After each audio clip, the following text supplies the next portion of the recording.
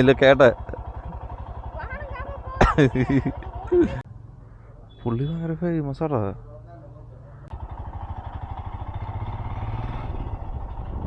പന്നിക്കുട്ടന്മാര്. ഹേ ഹേ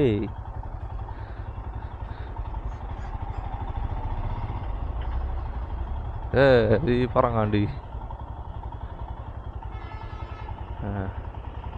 നമ്മതാ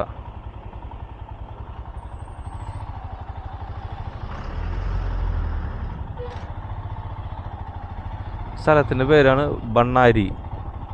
ഒരു അമ്പലമുണ്ട്. ഇതാണ് ഈ അമ്പലം. ഈ അമ്പലത്തിലൊക്കെ ഞാൻ വന്നിട്ട് കേട്ടോ. ഞാൻ എൻ്റെ ചേച്ചി വീട് ഈ ഭാഗത്താ.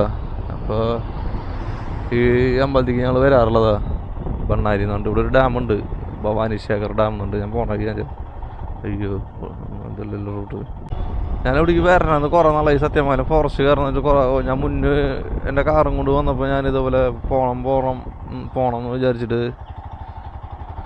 നടന്നിട്ടില്ലേ. അലമ്പ് കുരങ്ങനും പട്ടി തമ്മിൽ അലമ്പ്. ഇതേ പട്ടിനെ കടിച്ചോണ്ടേറാ.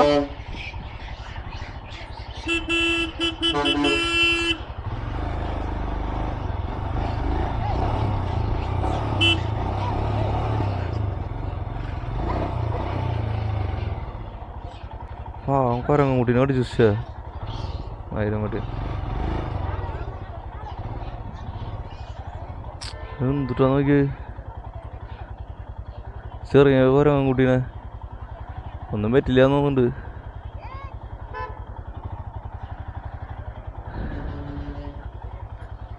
തമ്മിലങ്ങോട്ട് അടി ഉണ്ടായിട്ട് ഇത് പണ്ടാറവട്ടെ അതിനെ പിടിച്ചോണ്ടോയത്.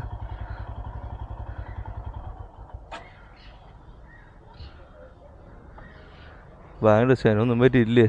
അലമ്പാ.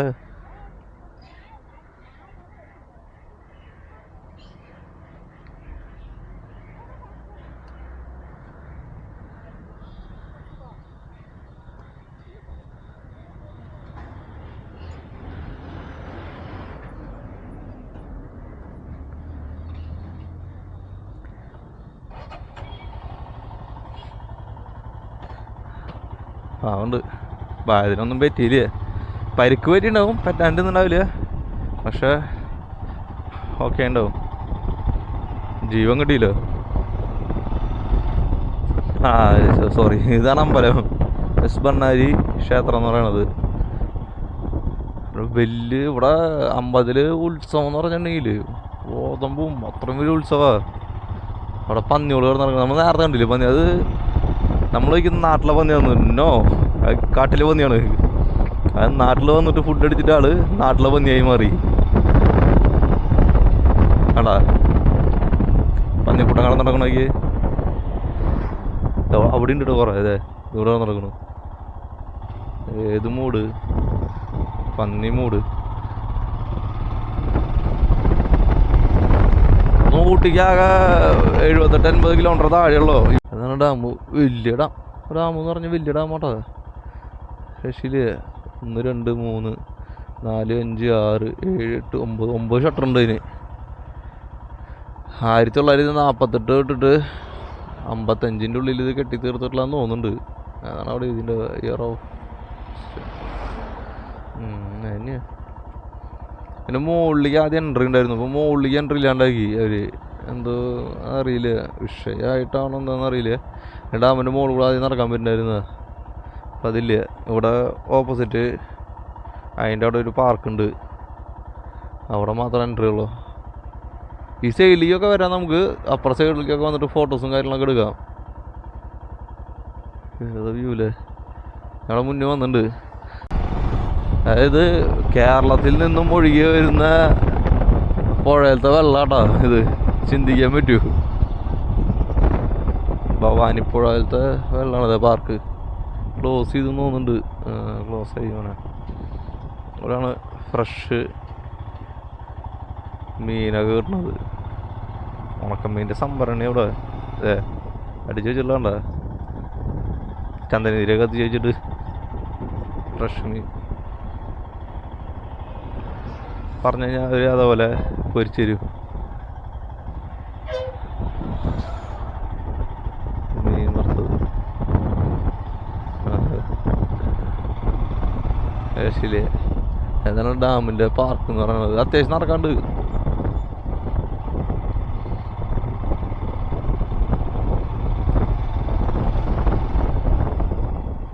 റൈറ്റ് ജഗ എവ്വളോங்க மீன்? ஒரு 80 வரணும். வேணாம் இல்லை கேட்டேன். வேண்டாம் வேண்டாம் வேண்டாம். அது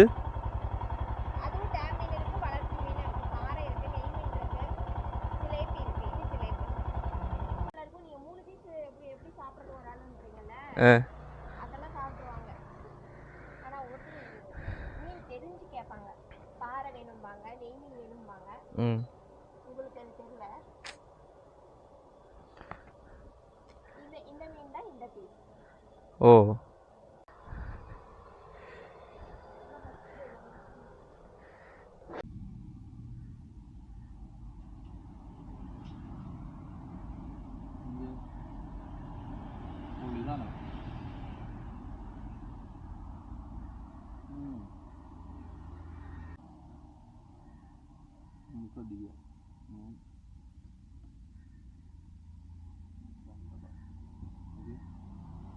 ഭയങ്കര സോഫ്റ്റ്.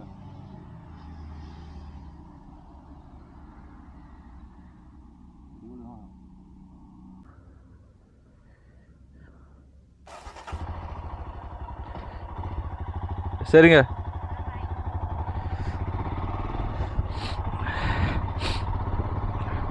കുഴപ്പമൊന്നുമില്ല, ഭയങ്കര ടേസ്റ്റ് ഒന്നും പറയാനില്ല. ഞാനൊന്ന് കഴിക്കാറുള്ളതാ. എന്നാലും ഓക്കെ. 3 പീസ് 100 രൂപ. അതവർ പാരമീൻ എന്ന് പറഞ്ഞു, പിന്നെ വേറെ ഇത് മീൻ എന്നൊക്കെ പറഞ്ഞു. എന്തൊരു പാരമീനാണാവോ. പിന്നെ ഡാമിലത്തെ കേസ് ഞാൻ ചോദിച്ചപ്പോൾ അവർ പറഞ്ഞത് മുകളിലേക്ക് അലൗഡ് ഇല്ല വെച്ചിട്ടുണ്ടെങ്കിൽ കർക്കിടക മാസം ആകുമ്പോൾ ഇവിടുന്ന് മുകളിലേക്ക് കയറ്റി വിടുന്നു. അപ്പോൾ കൊറോണയ്ക്ക് ശേഷം ഇവിടുന്ന് ആരും വിടുന്നില്ല എന്ന് പറഞ്ഞത്. അപ്പോൾ എന്താ കേസ് എന്ന് വെച്ച് കഴിഞ്ഞിട്ടുണ്ടെങ്കിൽ കൊറോണയ്ക്ക് ശേഷം വിടുന്നുണ്ടായിരുന്നു. കൊറോണയ്ക്ക് ടൈമിൽ വിടില്ല, അത് കഴിഞ്ഞിട്ട് പിന്നെ വിടുന്നുണ്ടായിരുന്നു. പിന്നെ വീണ്ടും ഇതേപോലെ എന്തോ ഒരു വിഷയമായിട്ട് ഇതാക്കും. ഈ കർക്കിടക മാസം ടൈം ആകുമ്പോൾ അവർ വിടുന്നു. അതായത് ആ ടൈമിൽ എന്തോ വിശേഷം എന്തോടൊക്കെ ഉണ്ടെന്ന് തോന്നുന്നുണ്ട്. അപ്പോൾ ആ ടൈമിൽ വിടുന്നു. അപ്പോൾ ആ നേരത്തെ ആരെങ്കിലും പോയിട്ട് ആത്മഹത്യ എന്തെങ്കിലും ചെയ്യുന്നു. അപ്പോൾ അതും നിർത്തുന്നു. അപ്പോൾ ഇതാണ് നിലവിൽ നടന്നുകൊണ്ടിരിക്കണത്. പിന്നെ ഈ പായ വഞ്ചിക്കാർ മറ്റേ റൗണ്ട് പായതില്ലേ, അവർ വഞ്ചിക്കാർ അതിൻ്റെ ഉള്ളിൽ ഇവർക്ക് ഇപ്പം ഞാൻ മീൻ കഴിച്ചതിൻ്റെ അവിടുത്തെ ആ കുട്ടിയുടെ ഭർത്താവിനൊക്കെ അതിൻ്റെ ഉള്ളിൽ, ആ കുട്ടിക്കൊക്കെ അതിൻ്റെ ഉള്ളിൽ പോകാൻ പറ്റുമെന്ന് പറഞ്ഞത്. കാരണം അവർ മീൻ വൃത്തക്കാരായതുകൊണ്ട്. അപ്പോൾ പുറത്തുനിന്ന് ആർക്കും വിലവിടില്ല, പരിചയക്കാരെങ്കിലൊക്കെ ഉണ്ടെങ്കിൽ അതിൻ്റെ ഉള്ളിൽ കയറ്റി വിടുന്ന് പറഞ്ഞത്. അപ്പം അതിൻ്റെ ഉള്ളിൽ ഇതേപോലെ വഞ്ചി കൊട്ടവഞ്ചിയൊക്കെ ഉണ്ടെന്ന് പറഞ്ഞ്. പായ വഞ്ചിയല്ല, കൊട്ടവഞ്ചി. അപ്പോൾ അവർക്ക് മാത്രം പെർമിഷൻ ഉള്ളൂ, മീൻ വൃത്തക്കാർക്ക്. അല്ലാത്തവർക്ക് നോട്ട് അലൗഡ് ആണ് വിഷയം. അവിടെ മെയിനായിട്ടുള്ള സംഭവം ഡാമിൽ മീൻ തന്നെയാണ്. അത് ഒരുവിധ ഡാമുകളുടെ അവിടെ നിങ്ങൾ തമിഴ്നാട്ടിൽ പോയി കഴിഞ്ഞിട്ടുണ്ടെങ്കിൽ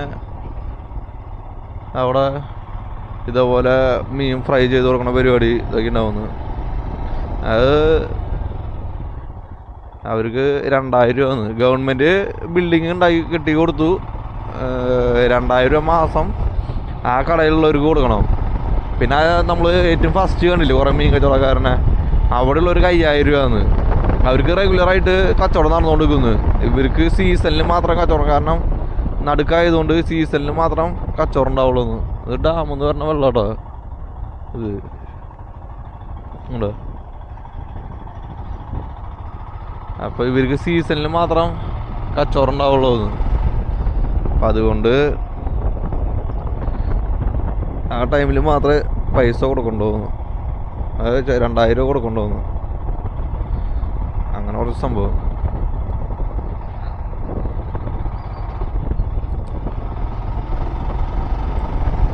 അവർക്ക് റെഗുലർ വരുമാനം ഉണ്ടാവും. എന്തായാലും 500 രൂപയുടെ കച്ചവടം ഡെയിലി നടക്കണ്ടാവും എന്ന് വിചാരിക്കണത്. ഞാൻ ചോദിച്ചു ബാക്കി പറഞ്ഞ മീൻ എന്ത് ചെയ്യും ചോദിച്ചപ്പോൾ അവർ പറഞ്ഞത് അത് കച്ചവടമാക്കിയിട്ട് പോവുള്ളൂ എന്ന് പറഞ്ഞത്. എനിക്ക് തോന്നുന്നില്ല അത് കച്ചവടമാക്കിയിട്ട് അവർ പോകുന്നുള്ളത്. പറയാൻ പറ്റില്ല, അത് കച്ചവടമായിട്ട് തന്നെയാവും പോവുക തോന്നുന്നില്ല, അറിയില്ല കേട്ടോ. ഇപ്പം ഞാൻ നിൽക്കണത് കോയമ്പത്തൂരിനടുത്ത് ഒരു ഷോപ്പുണ്ട്, ലെയർ ടീയും ലെയർ കോഫിയായിട്ട്. അത് ഫ്ലെക്സ് കണ്ട അതുപോലെയായിരിക്കും ചായയും കാപ്പിയും കിട്ടുക. കുറേ നാളായി ഞാൻ ആലോചിക്കണം അവിടെ വന്നിട്ട് പറഞ്ഞാൽ കുടിക്കണം എന്നുള്ളത്.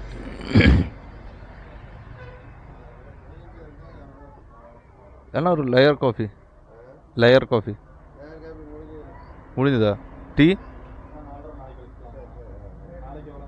അയ്യോ, ലെയർ കോഫി കഴിഞ്ഞ പുള്ളി ഭയങ്കര ഫേമസ് ആടാ. ഭാഗ്യം ഉണ്ടെന്ന് പറഞ്ഞ്.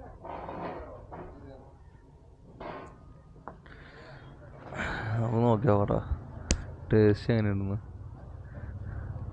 പുള്ളി നിസ്സാരക്കാരനല്ലടാ, പുള്ളി അവാർഡൊക്കെ കിട്ടിയിട്ടുണ്ട് പുള്ളിക്ക്.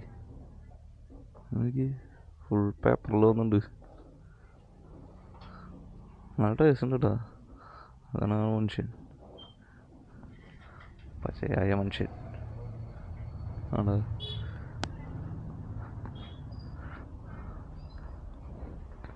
ഇത് കോയമ്പത്തൂരിൽ നിന്ന് നമ്മൾ അട്ടപ്പാടി പോണ റൂട്ടിൽ കണുവായി എന്ന് പറഞ്ഞ സ്ഥലമാണിത്.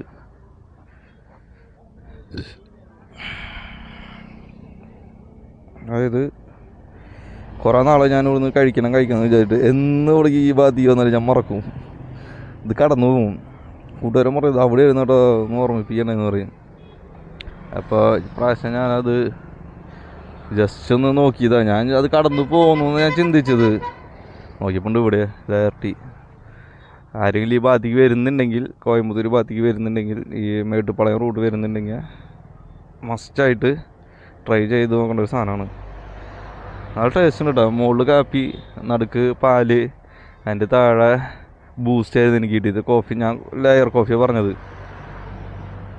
ടേസ്റ്റ് ഉണ്ട്,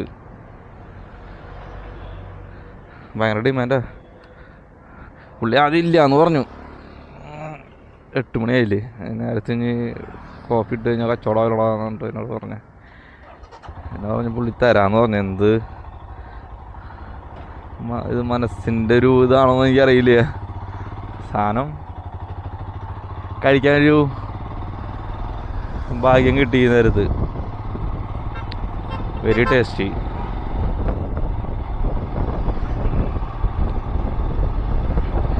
ഇനി നമുക്ക് 51 കിലോമീറ്റർ ഉണ്ട് വീട്ടിലേക്ക്. അതായത് ഞാൻ വർക്ക് ചെയ്യുന്നത് തൃശ്ശൂരാണെങ്കിലും എൻ്റെ വീട് അട്ടപ്പാടിയാണ്. ഈ ഭാഗത്ത് നിന്ന് അങ്ങോട്ട് കുറച്ച് ഡേഞ്ചറസ് ഏരിയ കേട്ടാ. എന്താ പറയാൻ കേസ് വെച്ചിട്ടുണ്ടെങ്കിൽ ഇവിടെ ആനയും കാട്ടുപോത്തും ഇറങ്ങുന്ന സ്ഥലമാണ്, സ്ഥിരമായിട്ട് ഇറങ്ങുന്ന സ്ഥലമാണ്. ഇവിടുന്ന് അങ്ങോട്ട് കുറച്ച് ഡേഞ്ചറാന്ന്.